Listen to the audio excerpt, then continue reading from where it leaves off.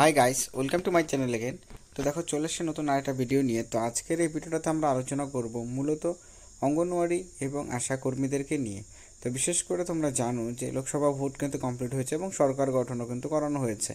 এখন কোশ্চেনটি রইল যে অঙ্গনওয়াড়ি কর্মীদের যে প্রতিশ্রুতিগুলো দেওয়া হয়েছিল যে বেতন বৃদ্ধি নিয়ে, এবং তা নিয়ে কিন্তু অঙ্গনওয়াড়ি কর্মীরাও তার রীতিমতো কিন্তু আন্দোলন তারা করেছিলেন যাতে বেতনটা বৃদ্ধি করানো হয়। ঠিক আছে, কারণ আমরা এই বিষয়টা সকলেই জানি যে অঙ্গনওয়াড়ি কর্মীদের যে প্রত্যেকটা রাজ্য রয়েছে সেই প্রত্যেকটা রাজ্যতে কিন্তু আলাদা আলাদা করে বেতনক্রম দেওয়া হয়।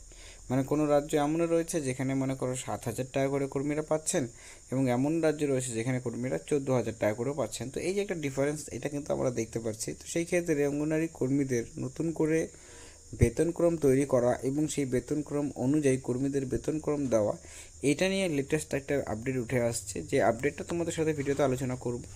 এবং এছাড়াও কিন্তু আরও অনেকগুলো, যেমন ইনসেনটিভ এবং স্মার্টফোন কবে দেওয়া হতে পারে, এই বিষয় নিয়েও একটা আপডেট উঠে আসছে।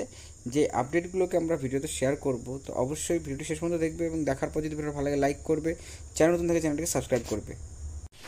তো দেখো, এই জায়গাতে বেতনক্রম নিয়ে বিশেষ করে যে দুটো আপডেট রয়েছে সেই আপডেটগুলো তোমাদের আগেও আমি বলেছিলাম, যে একটা হচ্ছে সমকাজে সমবেতন। ঠিক আছে, আর একটা ছিল হচ্ছে তোমাদের পে কমিশন নিয়ে, যেটা আমি তোমাদের আগেও ভিডিওতে জানিয়েছিলাম যে পে কমিশন নিয়েও কিন্তু আপডেট উঠে আসছে।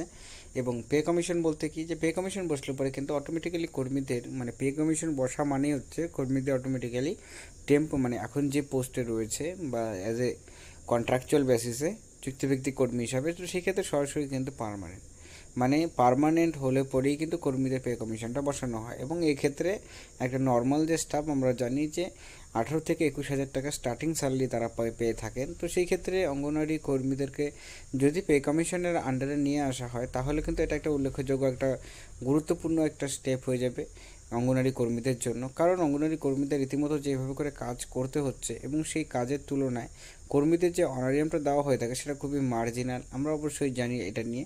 তো সেই ক্ষেত্রে এই বিষয়গুলো কিন্তু অবশ্যই খুব গুরুত্বপূর্ণ। এবং এই পে কমিশনের বিষয়টা কোথা থেকে উঠে আসলো, এটাও একটা উল্লেখযোগ্যভাবে তোমাদের জানাটা দরকার। তো পে কমিশনের বিষয়টা কিন্তু বিহারে কিন্তু এই বিষয়টা উঠে এসেছিলো, যে জন্য তোমাদেরকে আমরা কিন্তু পে কমিশনের বিষয়টাকে তুলে ধরার চেষ্টা করেছি। কারণ দেখো, পে কমিশন আন্ডারে যদি অঙ্গনওয়াড়ি কর্মীদের সে যে কোনো রাজ্যেই নিয়ে আসা হোক না কেন, তো এটার প্রভাব কিন্তু বাকি রাজ্যগুলোতেও সরাসরিভাবে করে পড়ে। তো সেই ক্ষেত্রে পে কমিশন যেহেতু অন্য রাজ্যে এটা নিয়ে কথা হচ্ছে, এখনও পর্যন্ত যেহেতু ফাইনালাইজ হয়নি, কিন্তু যেহেতু একবার কথা উঠেছে, সেক্ষেত্রে এটা কিন্তু খুবই গুরুত্বপূর্ণ। এবং এটা চালু হলে কী কী বেনিফিট হতে পারে সেটাও কিন্তু তোমাদের সাথে আমি আলোচনা করলাম। আর দ্বিতীয়ত যেটা রইলো, যেটা সমকাজের সমবেতন, মানে বেসিক্যালি কি, যে অঙ্গনওয়াড়ি কর্মীদের বেসিক্যালি 4 ঘন্টার কাজ করতে হয় ডিউটি সেন্টারে। কিন্তু আমরা যদি দেখি, 4 ঘন্টার পরেও কিন্তু কর্মীদের অনেক কাজ থাকে যে কাজগুলো করতে হয়। যেমন তোমাদের রেজিস্টার মেনটেন করতে হয়, পোষণ টাকার অ্যাপসের মধ্যে কাজ করতে হয়, এবং অনেকগুলো এরকম কাজ রয়েছে যে কাজগুলো কর্মীদেরকে করতে হচ্ছে। তো সেক্ষেত্রে তাদের কিন্তু ঘুরে ফিরে সেই 6-8 ঘন্টাই কিন্তু কাজের মধ্যে লেগে যায়। তো সেক্ষেত্রে কর্মীদের যদি বেতনটা বৃদ্ধি করানো হয় বা সমকাজে সমবেতনটা, কারণ যে হিসাবে অনারিয়ামটা দেওয়া হচ্ছে কর্মীদের সেটা খুবই কম, যে ক্ষেত্রে কর্মীদের এখন পশ্চিমবঙ্গের কথা বলা হলে 9,000 টাকা করে পাচ্ছে। তো যেটা খবর পাওয়া যাচ্ছে যে সম্ভবত এইভাবে করে তোমাদের কিন্তু নতুন স্কিমটি যদি চালু করা হয়, মানে সমকাজে সমবেতন, তাহলে কিন্তু কর্মীদের সম্ভবত 12,000 টাকা করে বেতন কিন্তু হতে পারে। এবং এটা শুধু কিন্তু রাজ্য সরকারের তরফ থেকে, কেন্দ্র সরকার দ্বারা কিন্তু ও বিষয়টা আলাদা, কারণ কেন্দ্র সরকারের দ্বারা বেতন বৃদ্ধি করানো হলে পর সেটা কিন্তু অল ওভার ইন্ডিয়াতে প্রযোজ্য থাকবে। তো সেক্ষেত্রে এটা সম্ভাবনা রয়েছে